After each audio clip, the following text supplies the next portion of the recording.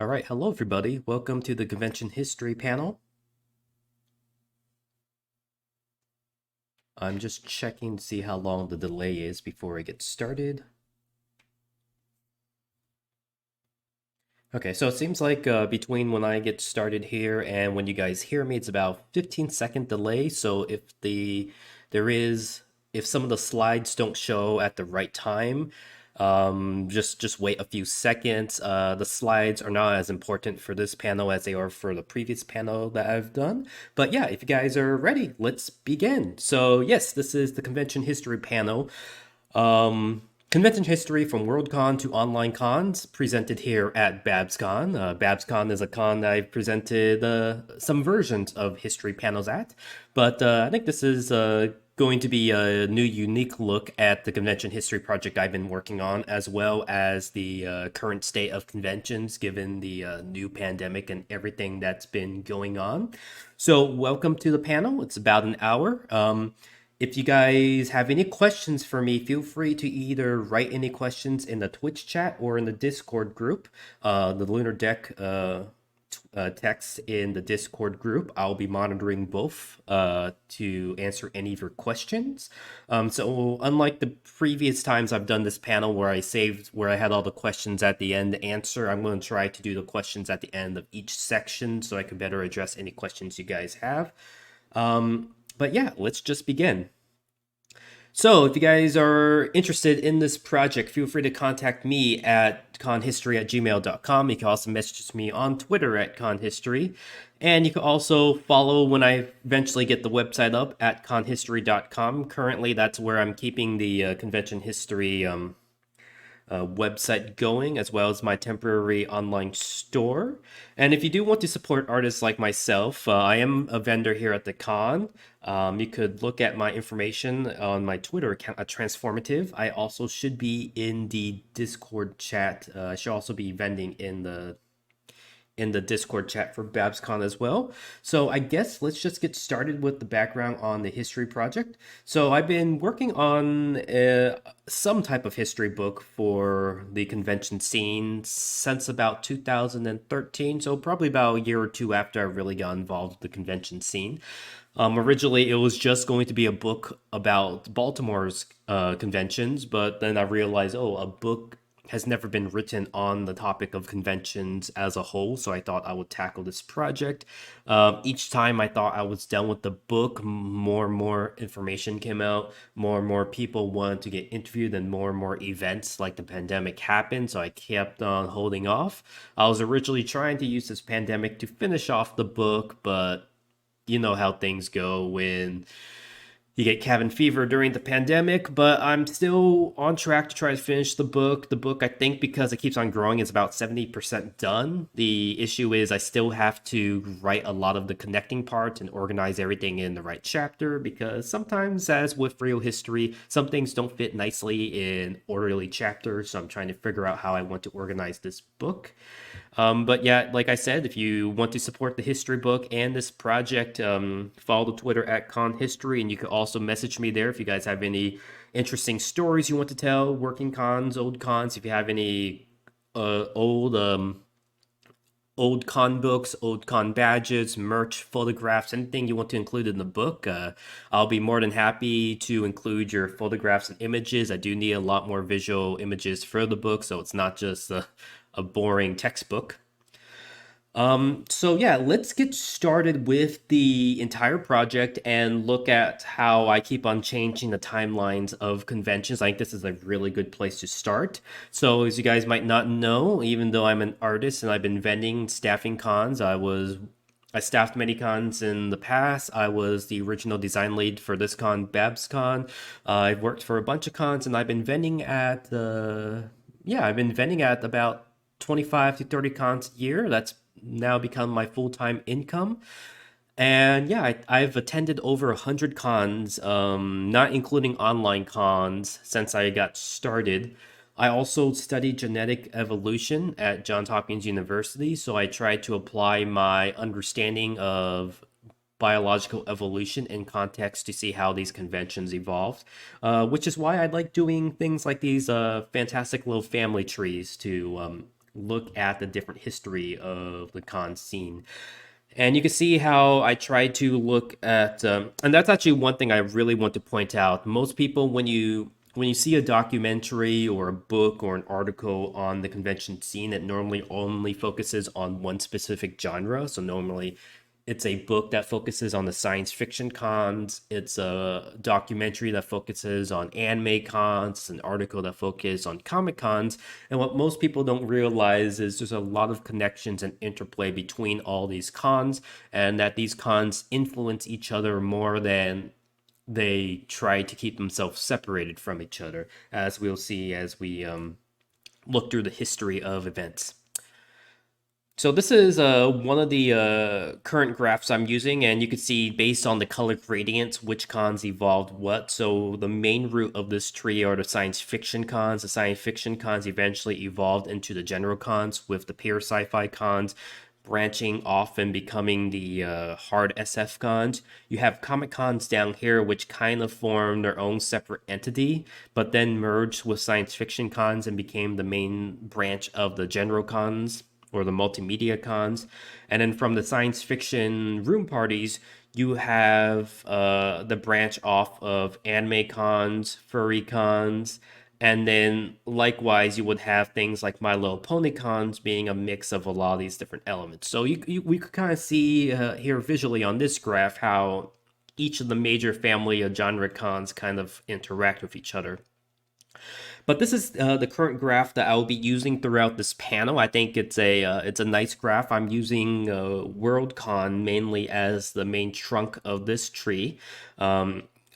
Like considering I like using Worldcon as the precursor, the first convention of any kind, even though there have been smaller science fiction cons that occurred before Worldcon, I firmly think Worldcon put its stamp on the convention scene by introducing many elements that we see continued on to all modern day conventions. So this is what I'm going to use to separate Worldcon from the other cons. But as we can see, there's a lot of different traditions: World's fairs, medieval fairs, Renaissance fairs, book clubs, author signing, trade shows. All these different elements do have some role to play in the history and evolution of these conventions.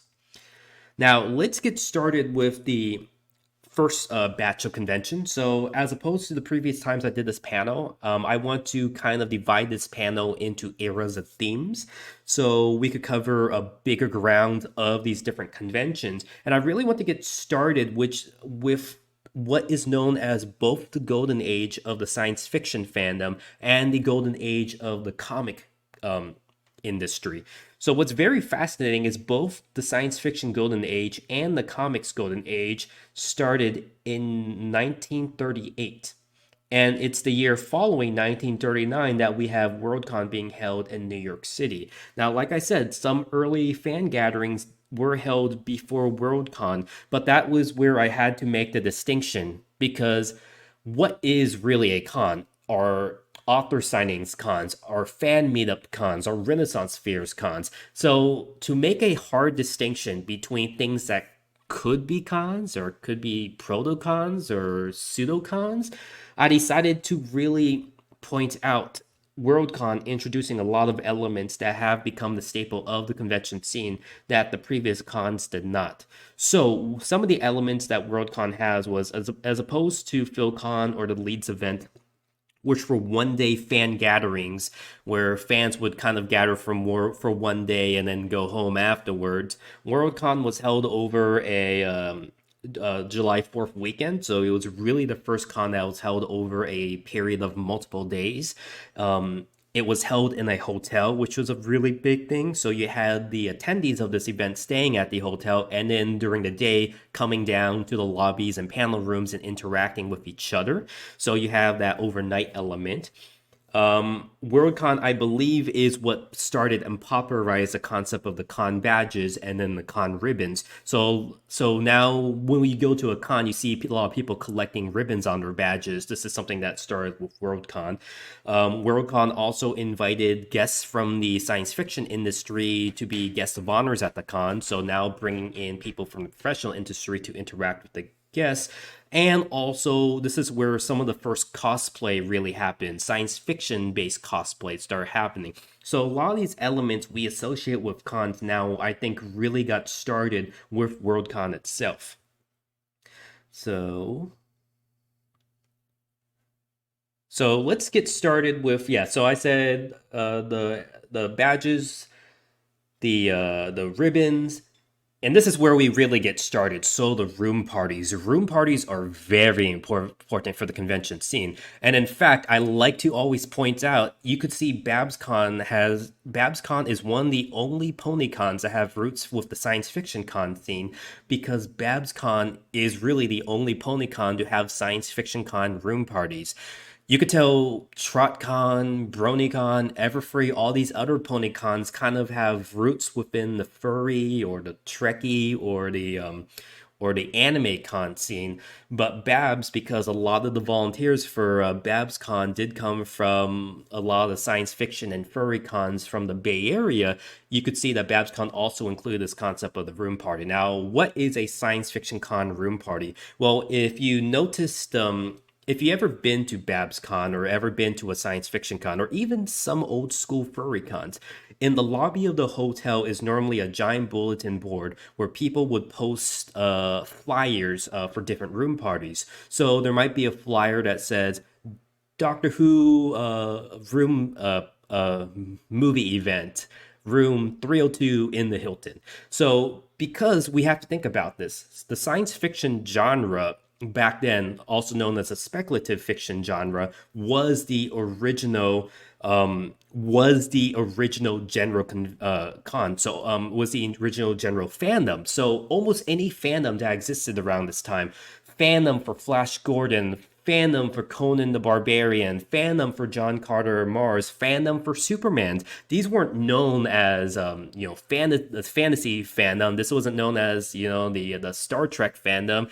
These were all considered the same umbrella speculative fiction science fiction fandom. So these original science fiction cons were the original genre cons, were the original multimedia cons. So if you were a fan of, let's say, Flash Gordon back then, when you go to a con where everyone's a fan of everything, to meet specifically with Flash Gordon fans, you probably will have to post a room party for Flash Gordon fans on this con bulletin board. You see this now with Worldcon, you see this with furry cons, and like I said, BabsCon is really the only ponycon that still continues this tradition, which I think is really, really cool.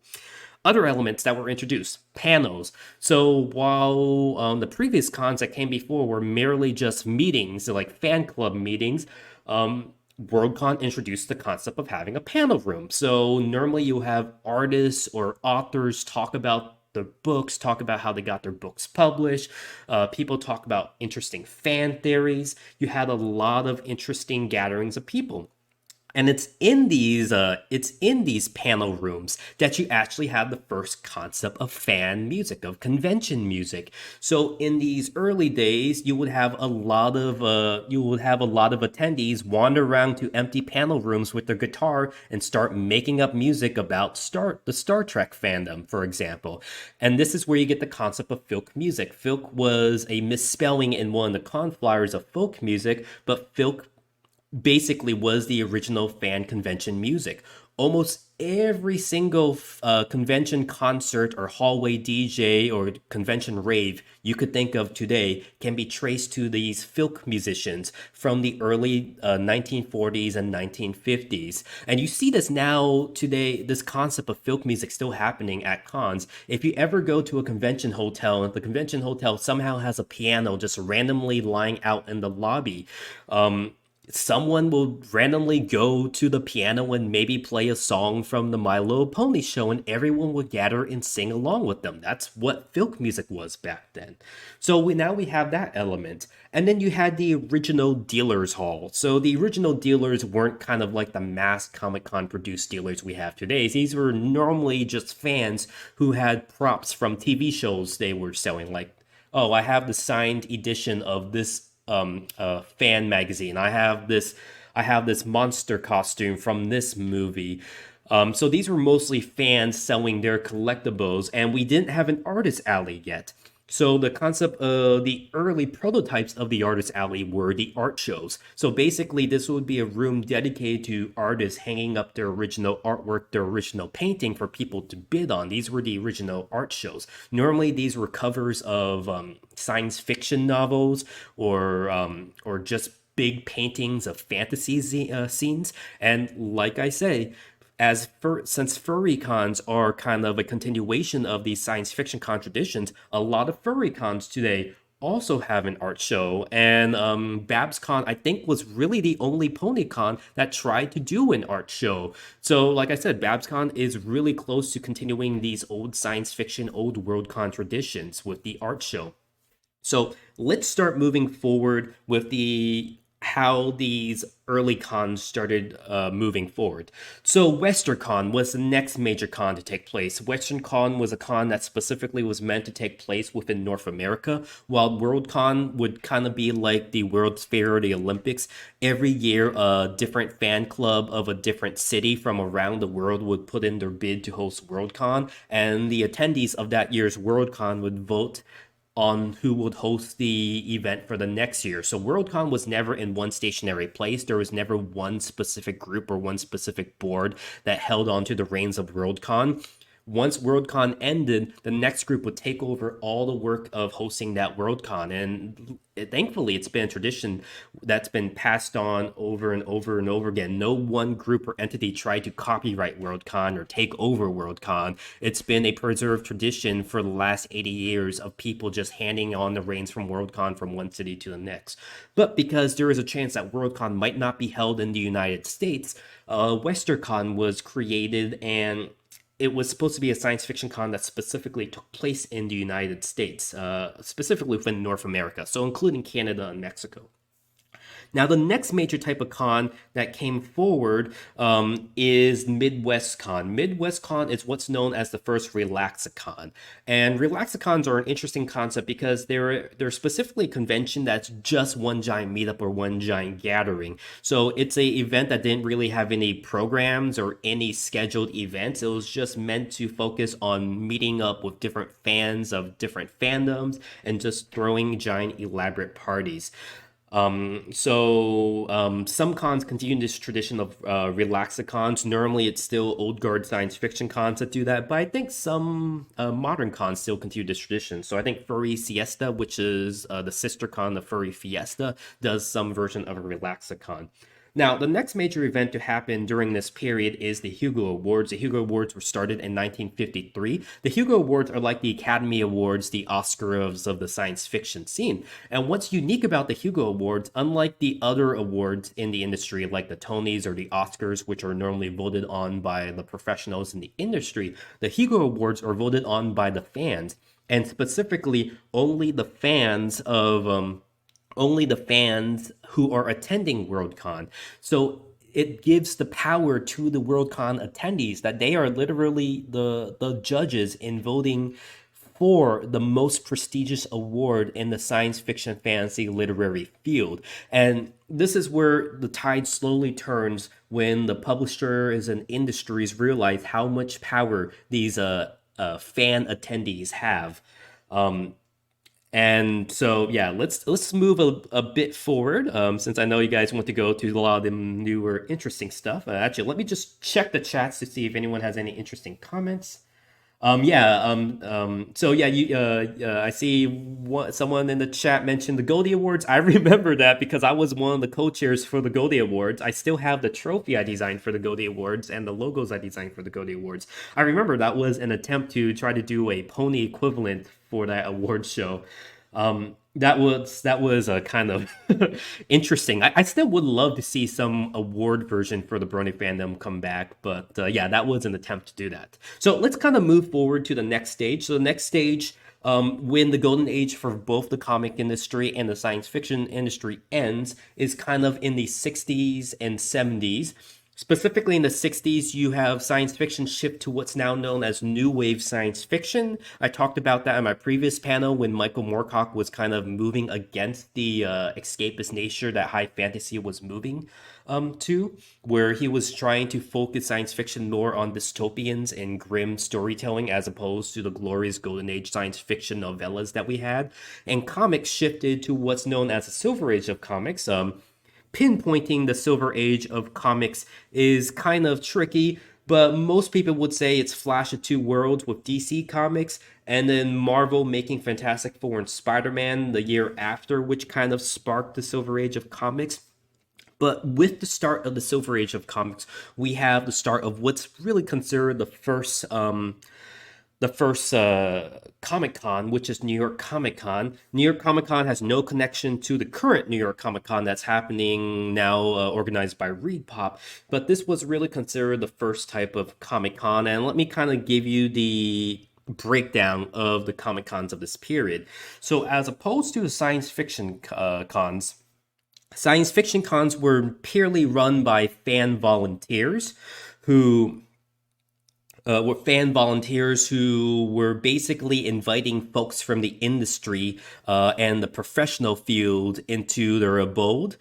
Comic cons were really started by dealers of comic book stores who want to sell off a lot of their extra comic books. And so it was kind of a con formed by dealers and professionals to invite the fans into their abode. So you could really see that the Comic Cons and the science fiction cons really had two separate roots. And specifically, this is where we start getting the concept of the dealer's hall forming closer, as since these early Comic Cons were really made by people who own comic book stores and were telling to sell off their comics, this is where we got the start of a lot of these comic style dealers. Now, this is also where we get the birth of the anime con style. This is where we get the start of the anime con style. I'm not anime con, sorry, artist alley, Comic Con style artist alleys.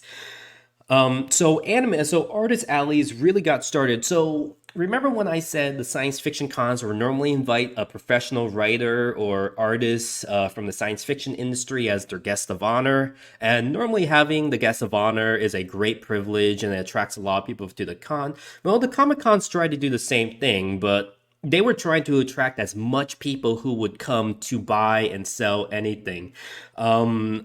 So to buy as much as the stuff that they were trying to sell. So they offered comic book artists a table at their convention, so they could now put the name of the comic book artist on their con advertisements, but not pay them the rate that guests of honors would normally be paid. So they didn't have to worry about paying for all these comic book artists to be flown in or have hotels. It's like, here, you guys could have a table. You guys could sign these comic books. You guys could do commissions.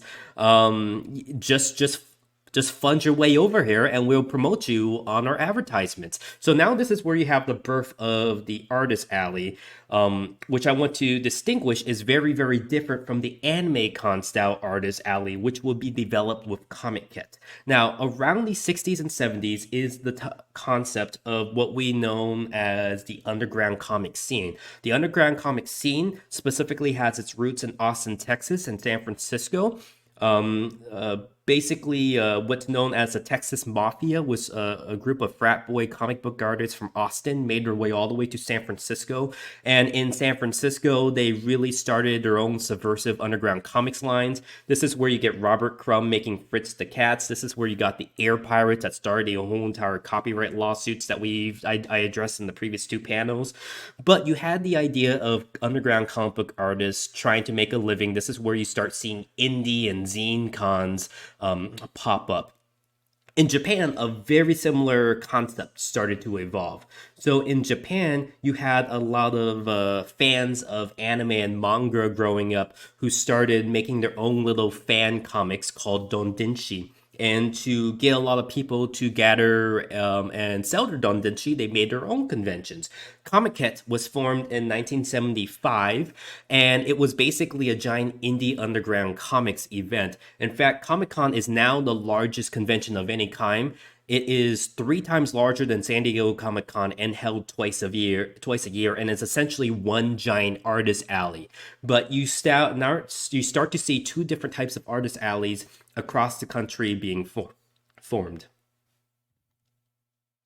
All right. So this is where we're going to focus on the Star Trek fandom. Star Trek fandom has the honor of being one of two fandoms I specifically mention in this book and panel because of its impact on the convention scene. But I want to talk about how the Star Trek fandoms and Star Trek cons basically shifted the science fiction cons into the more general convention route and then split off the other side into the hard SF route. So the Star Trek fandom was very, very unique. It was actually first promoted by the creator Gene Roddenberry at Worldcon, and the fandom really took off. It was in the right time, right place. So this was a period where news media was getting really, really big, where news stations started reporting on local news more.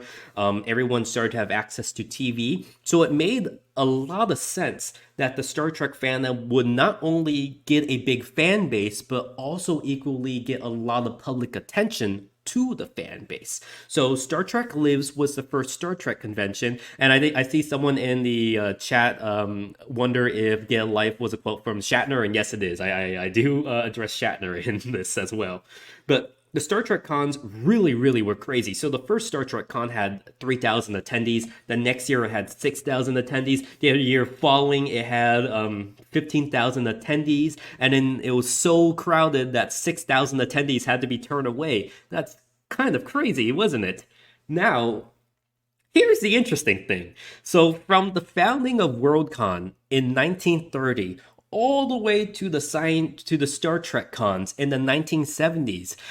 Really, these cons never had the idea, wait, we could host more than one panel at the same time? So I want to introduce the concept of multi-track programming. So because the Star Trek con started to dominate a lot of the science fiction con scene, you start to see a lot of Star Trek panels popping up at these conventions, and a lot of fans of old school science fiction or fans of other science fictions who didn't care about Star Trek would go to these panels and then they leave because like, hey, we're not interested in a Star Trek panel and we have nothing to do while the Star Trek panel is going on. So a brilliant idea. How about we host more than one panel at the same time so people could have their choice of which panel to go into? And thus was the birth of multi-track programming. I'm surprised it took like 40 years to finally get to this point, but this was a very big innovation in the con running scene because now it made way for a unique structure for how people can do programming. So the Star Trek fandom did popularize a lot of stereotypes, like I said in my past panels, the concept of more cosplay slash fictions, self-insert OCs in your fan fiction, pairing, shipping. All this stuff was not original to Star Trek, but Star Trek at least popularized a lot of this. And Star Trek actually got made fun a lot in this sense. So because this is where we start having the birth of a lot of local media. So whenever it was a slow news day, the newscasters could go, we have a Star Trek convention in town. Let's go and check out these weirdos, quote unquote.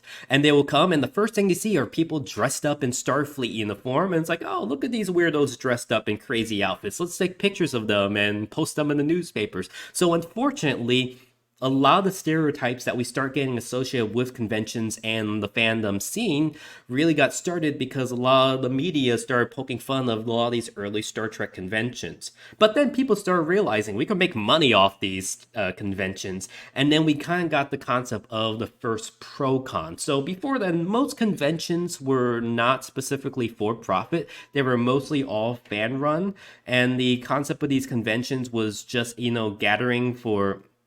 gathering for fun or gathering so dealers have an audience to sell to. But then people realized we could make money off these conventions, and we got Creation Con, which was what we can now consider the first pro con. I'll talk about pro cons later, but this is where we start get to see cons as kind of becoming more of a business. After the entire Star Trek hype started dying down a bit, Star Trek cons, because they were so well organized at this time, decided, well, we could go back to being multimedia conventions. And this is where we got the start of a lot of the general cons. A lot of the Star Trek cons that wanted to keep the same audience they had previously going would shift to be general or multimedia events. So this is also where the science fiction con scene had to make a decision. Do we start opening, because science, like I said, science fiction cons were the original genre. But now you have this concept of hard science fiction and just general science fiction. And so we start seeing a split where general science fiction started becoming the general conventions, and then the hard science fiction cons went off on their own other path. It was during the 70s where we start having a lot of other stuff that we'll see in cons. So the term gopher, forgotten volunteer, was coined around this time. We start having the concept of volunteer security groups. So if anyone's ever been to BabsCon, for example, you will know that the volunteer security force is known as FLAIR. In most cases, they can't call themselves security, but you would have the concept of a group of security for these cons being shared by different cons. In fact, you have a lot of people who aren't even fans of, let's say, My Little Pony or furries, but they are so used to running security for cons, they lend their talents out to FanCon in the regional area as the quote-unquote de facto security force. And even though cosplay was really, really big around this time, we really get the word cosplay being coined at Worldcon during this period. Specifically, this is where we start getting the shift. So I want to talk about how you guys are probably tired of me talking about Watchmen over and over again, but Watchmen really did change the game. And one way it changed the game within the convention scene was when Watchmen and then comic books started to be nominated for awards. So the Hugo Awards, the Oscars of the literary SF scene, was normally only reserved for novels, novellas, and short stories, highbrow literary works. The fact that a comic book was actually nominated for a Hugo Award was kind of insane for the convention scene. In fact, they couldn't even fit Watchmen into any specific category. So they had to create an entire new category just for Watchmen. Then a few years later, Sandman by Neil Gaiman won the World Fantasy Award for Best Short Story. And then after that point, they made a rule where a comic could not be nominated for Best Short Story anymore. So because comics are now reaching this new form of art that people are finally recognizing the literary and artistic value of comic books, they now start winning these literary awards that were originally reserved for science fiction and fantasy books. So these awards groups were now trying to blacklist comics from being nominated. So comics are like, hey, we think our conventions are actually much bigger than these science fiction conventions. Why don't we make our own award show?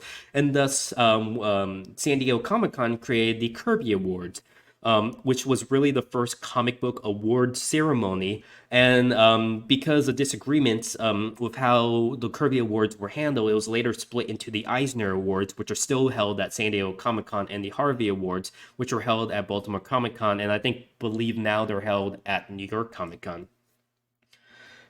All right, so let's get a little bit forward and talk about the room parties. Remember when I said that when you went to these old conventions, because everyone was a fan of something different, to meet with your own specific fan groups, you have to have those bulletin boards to advertise room parties, to meet with like-minded fans. Well, two specific room parties started to grow much bigger. So this is where these room parties eventually gave way to the AnimeCon and FurryCon scene. So let's start with the AnimeCons first. So around this time, anime wasn't even called anime; it was called Japanimation. And during this time, it was only locally dubbed mostly for the West Coast and Hawaiian audiences to test the market of anime in the American scene. But then in the 90s, we started to see a rise of new popular dubs of these animes in the form of Dragon Ball Z, Sailor Moon, and Pokemon. And these AnimeCon room parties started to get much bigger. In fact, these parties started to overflow. And because these anime con room parties got so big, they were like, "Hey, we could actually host our own convention," and that's what they did. While a lot of people might say the first anime con was Yamato Con in 1983, with the same arguments I used for the why Worldcon I believe is the first convention in the modern sense.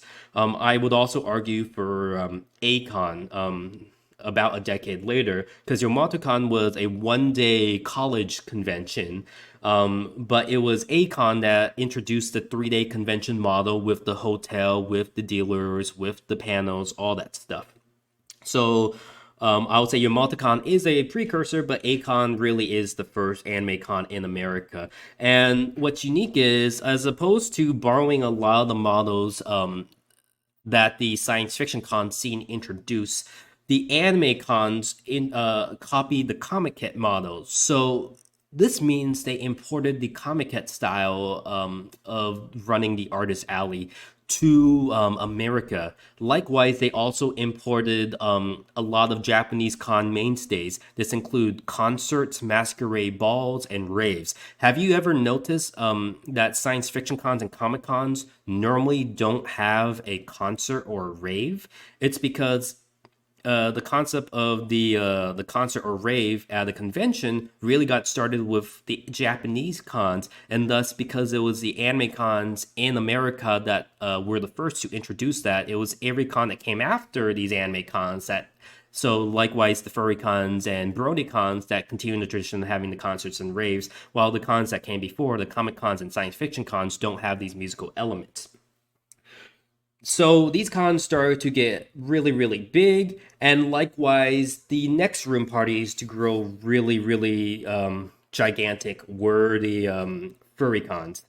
So within the realm of the furry conventions, this was even before the term furry was applied to the fandom as a whole. They didn't even have a term to apply for themselves. So anthropomorphic fandom was one that was used around this time.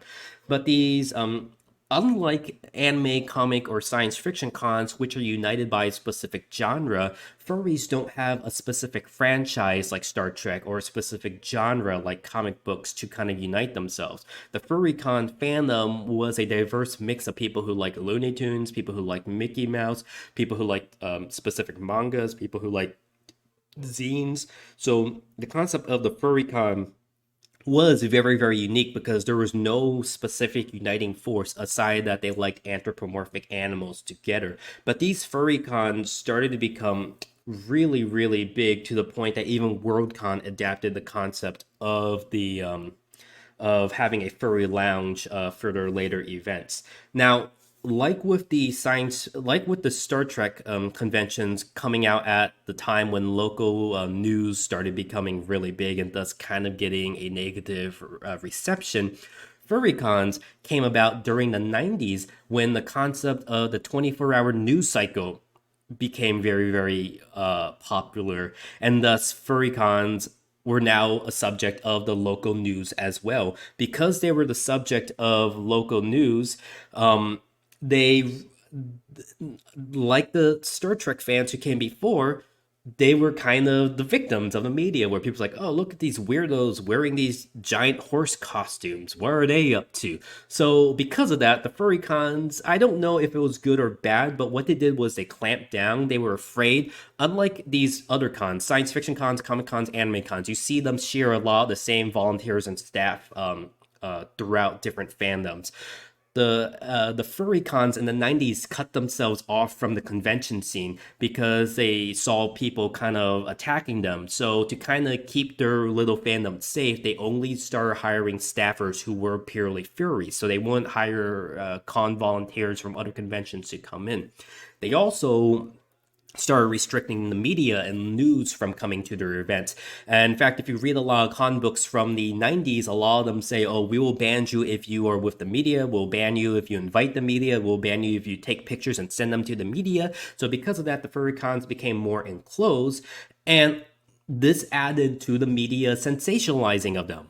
they're not letting us in their events. What are they doing there? So this is where the concept of, I think it's really unfair, furrycons being deviant adult style conventions really got started when ironically the anime, comic, and sci-fi cons were painted as, nerdy virgin man children.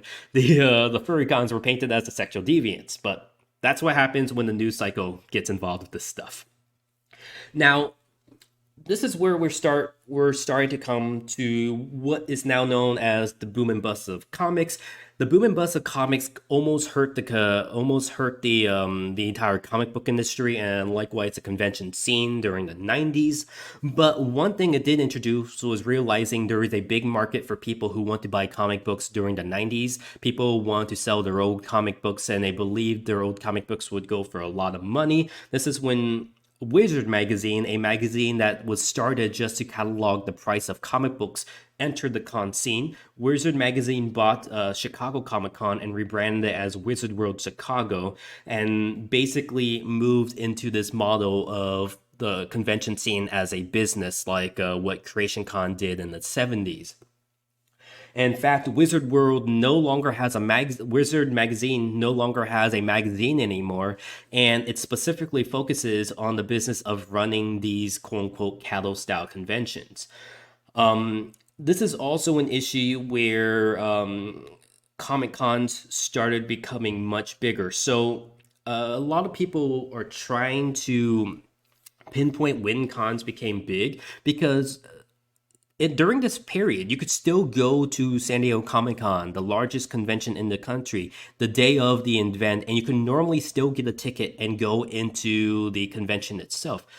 But now we know Comic Con tickets literally sell out within seconds of tickets opening now. So what changed? So I have a theory about this. It's not specifically proven, but I have a theory.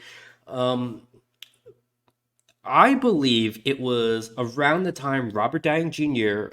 Appeared at San Diego Comic Con to promote Iron Man, and Iron Man being a big factor in sparking the MCU, as well as Dark Knight, the movie that changed how people viewed superhero movies, all happening the same year that kind of sparked this shift forward. Because think about it, most of the before this period, the guests that these conventions would have would either be, comic book guests or science fiction guests that the general public don't really care about, and at most, C or B list actors from old movies and TV shows that the general public doesn't care about. But Robert Downey Jr. is not a C or B list actor. He is an A list Hollywood actor. And people who crave, you have, when you go to LA, you have the Hollywood Stars Tour. People crave seeing these big list actors.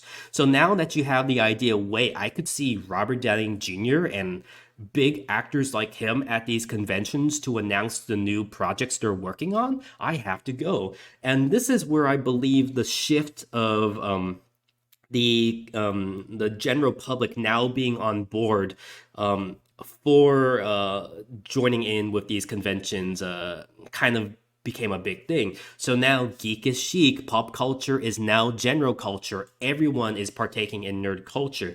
And you start to see this boom afterwards where you have things like Funko Pop and Loot Crate and all these television shows popularizing YouTube channels trying to cash in on nerd culture becoming very, very big. And likewise, no coincidence that you start seeing a rise of these convention organizing groups like Left View Media, Informa, Read Pop, and Wizard World. And this is also where game conventions, like video game conventions, which really started as electronic game shows, these were trade shows, these weren't conventions of the modern standard, start trying to adopt this general con model after seeing the popularity of things like Comic Con. So now this moves into our area of the story, the Brony period, where the Bronies start making their own conventions. So, like I said, um, Aside from Star Trek, My Little Pony is the only other franchise specific fandom that I'm going to talk about mainly in this book because of the impact it had on the convention scene.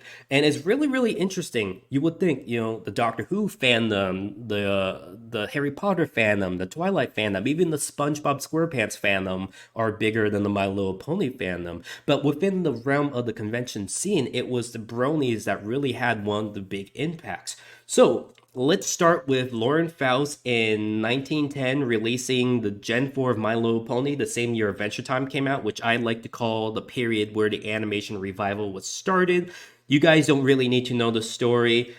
We all know that, all of us got together to support Lauren Faust after some articles came out attacking her.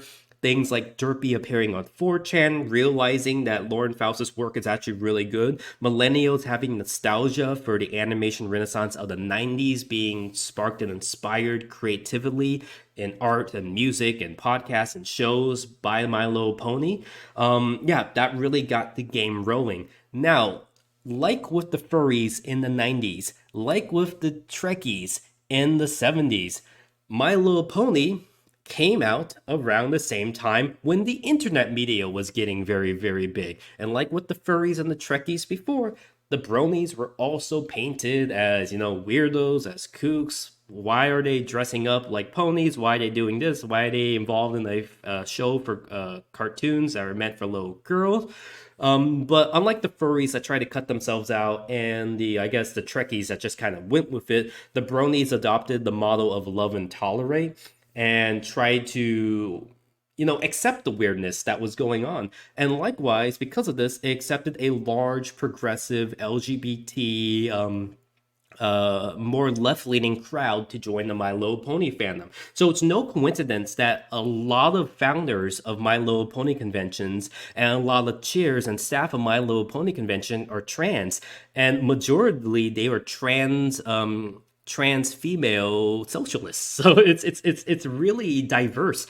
If you actually look at the convention organizing scene for the My Little Pony cons, it's so diverse with trans inclusivity that you don't see in these other fandom conventions.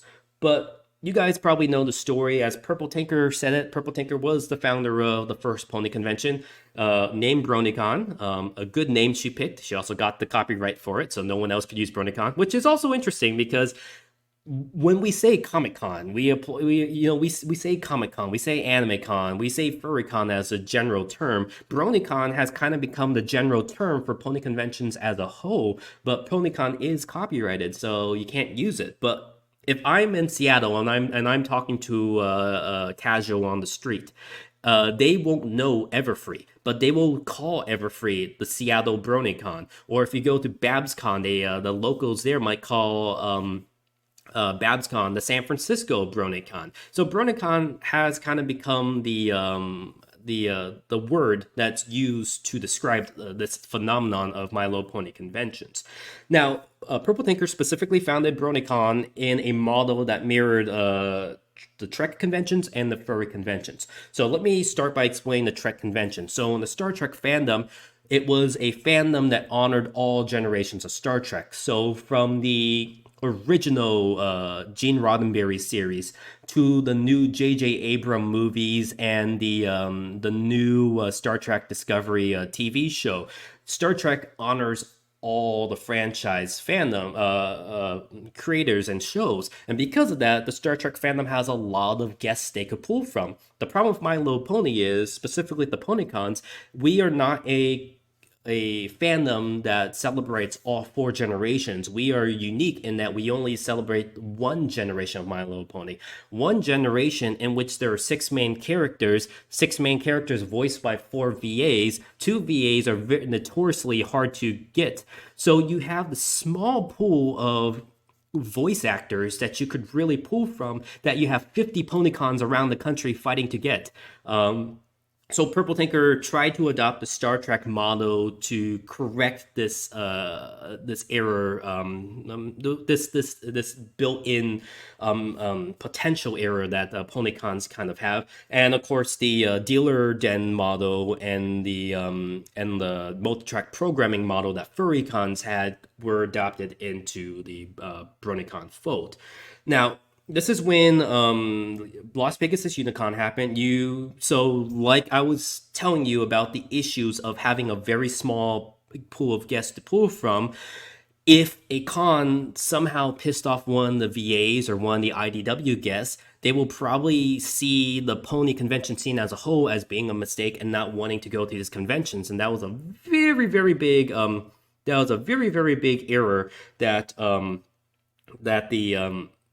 that Unicon almost did. So thankfully, the fandom rallied together, united, was able to fund a lot of these people and get them on their way. And because of that, afterwards, the formation of VIP relationships, or VIPR. Someone pointed out in the chat that I actually made a typo in VIPR, but VIPR was developed to try to manage the issue of this. The PonyCons kind of unite together and realize, okay, we shouldn't have 3 pony conventions happening in Dallas. We shouldn't have 3 pony conventions happening in Ohio. We shouldn't have 3 pony conventions happening in Kansas City. Let's kind of narrow down and unite our forces. And then you start seeing, okay, BabsCon is here, Everfree is here, BronyCon is here, and then you have your Trots and your Satterfests in the middle of the country. All right, perfect. So, to avoid the mistake of what Unicon was almost did, the concept of this VIPR. So let's kind of explain the model for VIPs and guests of honor around this time. So almost every single con did have some version of a guest relationship or a green worm model, but a lot of these cons were, housing like 20 to 100 guests at the same time. Like if you ever go to one of the big anime cons or big comic cons, they have hundreds and hundreds of guests of honors, and they are shoved from autograph room to autograph room to panel to autograph room, and it really wears and tires them out. So most of the time you don't see the same repeated guests come back over and over and over again. What VIPR and similar groups, similar departments brought about was a way to kind of, make sure you treated your guests of honors like they were guests of honor. You didn't overwork them. If they were too tired, don't make them do that extra autograph session. Don't make them do that extra panel. Treat them with respect so they want to come back to the con. And after Unicon happened, and then you had DashCon, TanaCon, and likewise Firefest was a similar event. You start seeing Anime Con, Comic Cons, Furry Cons around the country trying to copy that model that the PonyCons started with VIPR into their own system to make sure that they also didn't annoy their guests and started to see returning guests come back. Now, this leads into the next session. And actually, let me take a quick break so I could check the chats. I've been trying to keep check of the chat. Let me see. You guys have any questions? Yeah, I think someone mentioned about G5. I do believe G5 will hopefully be honored with these new conventions. And I do see a lot of love for G1. I really hope the G1 come back. But most G1 fans actually have their own convention. So My Little Pony Fair is more of the G1 thing. And they actually don't really have as much bronies come to their event. Let me see what else. All right, so yeah, let's just go to the next section. All right, so yes, this is sad. This is unfortunate. I have to mention this this box. Oh, Sophie says you want to give me another box of truffles. That's very sweet of you. So yeah, let's. This is unfortunate. I don't. The problem is if I can't bury this. This is something that is endemic with all conventions and all fandoms. So we have to address it if we want to move forward. But you guys know that there is a bad element that has happened in these convention scenes. So even before we start with Me Too and people and Nazis in the fandoms, let's talk about cosplay being consent. That's unfortunate that for the longest time, female cosplayers have been harassed by not just attendees, but by guest of honor at these conventions. You see now a lot of comic book artists and writers being canceled on Twitter because they have a history of trying to hook up and grope and bring to their hotel room a lot of these female cosplayers and females fans, and it's very very unfortunate that this has happened. So I'm starting this period in 2013, and Celery Justice was a novel that swept the convention award scene. It won the Hugo Award, the Nebula Award, and a lot of different awards, all the major awards in the science fiction scene. It was seen as a SJW, leftist, liberal, feminist, yada yada. You know the drill. Snowflake work by the conservative elements of the science fiction fandom. The conservative elements of the science fiction fandom then decide to do what's called a block voting method, where they would specifically block vote to get more right-wing conservative authors winning these awards. This became known as the Sad Puppies, where the Sad Puppies would, as a group of conservatives, would specifically nominate conservative authors, and then at these conventions try to vote for these conservative authors in mass. It really didn't work. Later, they shifted to a model called Rabid Puppies, which was really bad. Around the same time, Gamergate happened, Comicgate happened, Me Too happened. And then you start to see the elements of these female fans being preyed on by the guests. Start bringing out cancel movements like the Kick Vic movement, because the voice actor Vic Mignogna had a history of being aggressive with female fans. I think there was a lawsuit with that. So yeah, a lot of different elements. The furries themselves had a issue with a lot of alt-right furries and Nazi furs being involved with Rocky Mountain Fur Con, and that had to be canceled. Corgi Events ended up doing Denfor there. So now let's actually address the issue on hand. I find it very unfortunate, and it's ironic that the most liberal progressive fandoms and fan conventions, the furries and the bronies, are normally the one always targeted and attacked as having the Nazi furries and Nazi bronies. And ironically, it's because it's the furries and bronies who are at the foremost of calling out and correcting the bad elements in their fandom that make it vocal that everyone uses them as a target. And I think it's a weird false dog whistle, because these other fandoms, I would say, have a more systematic history with Nazi and alt-right elements within them, but they want to attack the left-leaning progressive fandoms like the furries and the bronies. Like I said, the brony fandom, predominantly the pony convention scene, is predominantly run and staffed by trans socialist females. It was the bronies that introduced the concept of the communication tags for autistic people. It was the bronies who really were the first to introduce unisex bathrooms as a whole. Furries also started to do unisex bathrooms, gender-neutral bathrooms. It was the furries who also introduced the concept of having pronoun ribbons on your badges. So the two fandoms that, while there are bad elements in both the furry and the brony fandom, it's these two fandoms who are also in the foremost of being the most progressive in trying to keep their conventions as a safe space, their fandoms as a safe place for these marginalized groups and industries. On the other hand, science fiction itself, most even science fiction authors would argue, have systematic inherent fascist elements within them. The idea of having a hero's journey where the hero could overcome and conquer other people is very, very fascist in and of itself. Just read Iron Dream by Norman Spinrad, or read a fantastic essay by Michael Moorcock called Star Trek Troopers.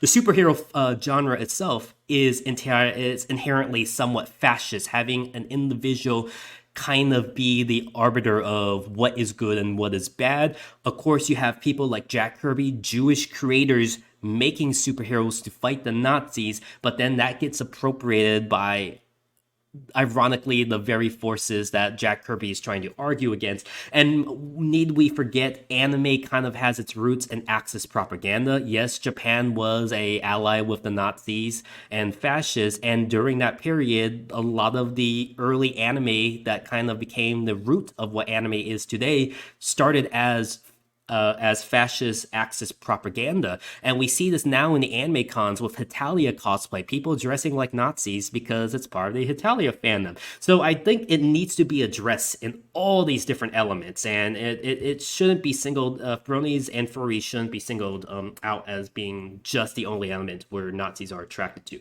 But let's go back to, let's then shift forward, because looks like I'm running out of time, so I'm going to try to move forward as quickly as possible.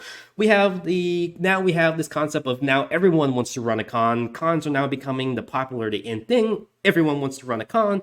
So we have the pro cons, the old guard. A lot of the old guard science fiction cons call these pro cons catacons, because it's basically just corporate run conventions that are devoid of individuality, devoid of uniqueness, where people are just lined up in lines to get autographs, lined up in lines to get their comic book signed, lined up in lines to go to these panels, lined up in lines to buy exclusive items. So this is why they're called catacons.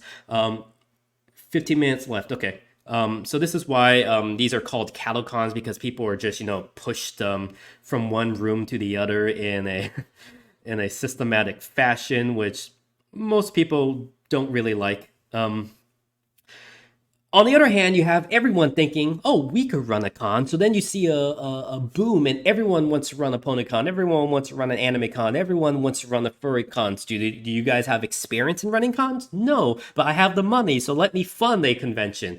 And this is also where you get the concept of what I have to term the Vandy Con. The Vandy Con is a con where normally it's a con share for life, where it's normally, you notice it's a con where it's the founder who has been the con share for like the last 7 years of the con running. Just because that person was the founder of con, they think they could be con chair for life. If they are somehow forced to step down for PR reasons, they're normally board member for life or president of the board for life. And it's normally because they have the money to fund the con, so they're kind of reliant to keep this person as a con chair or a board member for life. Not to say that this is bad. There has been a lot of cons where you have, like, for example, Charlie. He does really, really good cons, and I'm sure if he had to open the chair for voting. People would continuously vote Charlie to run the cons.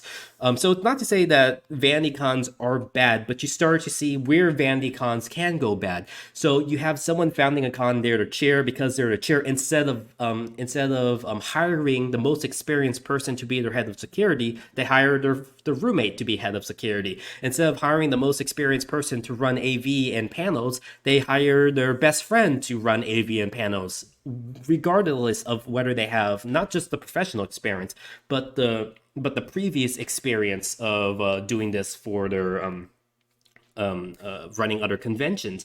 And you see a lot of cons fail. Like I said, DashCon is a good example. Unicon's a good example. These cons are failing. On the other hand, you have cons that are trying to run it like a business. So you have groups like Artist Alley International, Wizard World, Left Field Media, ReedPop, Informa buying up these conventions. And it gets really, really crazy. So, for example, the founders of New York Comic Con independently went on to found ReedPop and Left Field Media, which won Awesome Con. ReedPop ended up buying Emerald City Comic Con and then had an anime con, which was hosted by Crunchyroll. On the other hand, the other founders of New York Comic Con went on to found Awesome Con, which then later bought Rose City Comic Con, and it ended up having an anime con that was also sponsored by Crunchyroll. Yet these are two different con organizing events, and they both have very, very similar elements. So it's kind of crazy, this method of con running, the business that's been going on. Okay, it looks like I am running out of time, so I'm going to just try to quickly go as fast as possible. So yes, so 80 years of con, 2019 was originally where I was going to end the book. I thought it was perfect. It was the 80th Worldcon. It was the 50th San Diego Comic Con. It was the final BronyCon. Perfect place to end things. Also, it's when the MCU kind of ends its first saga, the Infinity Saga. But then the pandemic happened, and that brought on a new issue. The pandemic basically made conventions, in-person cons, not able to happen for most of 2020 and 2021. One of my good friends, Ruth, she started. She wanted to find a way to help a lot of these vendors who were displaced by not being able to vend at these cons. So Roof made a virtual dealers hall for dealers to try to sell the art. Roof's virtual dealers hall then inspired Ponyfest to do their own virtual convention. Ponyfest started to do things that in-person cons would have, like having panels, concerts, guests, a dealers hall. And then you start to see other pony cons started adapting the same thing. Eventually, Pony Life was involved with this. So like you see BabsCon now. BabsCon also has, we also have BabsCon's also partner with Pony Life, also doing concerts, also doing panels, also doing this. Then the Furrycons got on board, and the Furrycons tried to do the same thing. And then the Comic Cons were like, "Hey, look at these furries and bronies doing virtual events. Why don't we do virtual events?" And then the Comic Con started to push their business onto the online con scene. And then this is where Discord and Zoom and VR streams started to get really, really popular, because how are we going to host a con? We need to host them on Discord. We need to host them on Zoom for the panels. And then VR streams, the furries were like, hey, the purpose of doing furry cons is we like cosplaying in our fursuits. We can't wear fursuits. So this is where furry cons started to really go gung-ho on VR, where they would recreate their convention center and have their fursona avatars walk around these convention centers to kind of simulate the, cosplaying in your fursuit at cons. And yeah, so a lot of stuff happened. Because of this lull between periods, a lot of people started to speak out at conventions. So now that people are not too afraid of being blacklisted by cons, a lot of cons that had a lot of bad elements, a lot of staffers started to speak out about this. Yeah, so it's a big thing. It's a big thing. And I think my panel time is running out. So I just want to say this is where we end with the virtual cons. How we get back, we don't know. The first few cons that are going to happen appear to be happening in August. So we'll see what happens. Everfree is still expected to happen in August. The first few furry cons are happening in August, so we'll see what happens to that. And with that, that concludes an 80-year history of the convention scene. What happens in the future, we do not know yet. If you guys are interested in supporting the Convention History Project, please visit my shop at conhistory.com/shop. You can also visit me on Conhistory for more details about the project. If you want to email me your stories, if you have interesting stories you have to tell, if you have some history you think I left out, if you have photographs you want to give me, if you have old con books, old merch you want to send me, or scans you want to send me, email me at conhistory.com. You can also visit me at conhistory at Twitter. If you guys do have any questions, feel free to ask the questions in both the Discord and the Twitch chat. I'll try to answer them through text as quickly as I can. And with that, thank you very much for joining me for the panel.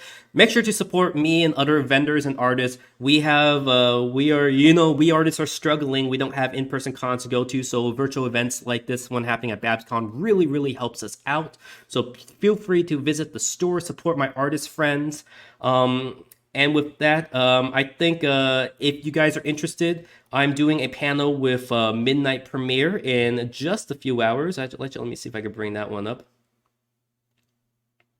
So I'm doing a panel with Midnight Premiere tonight. It's called Dark Chocolate. It's at 7:45 Pacific time. Feel free to help support us. And with that, thank you guys very much. I hope you guys have a very good time here at BabsCon Online. And with that, thank you. Have a good night. I'll see you in a few hours for Dark Chocolate.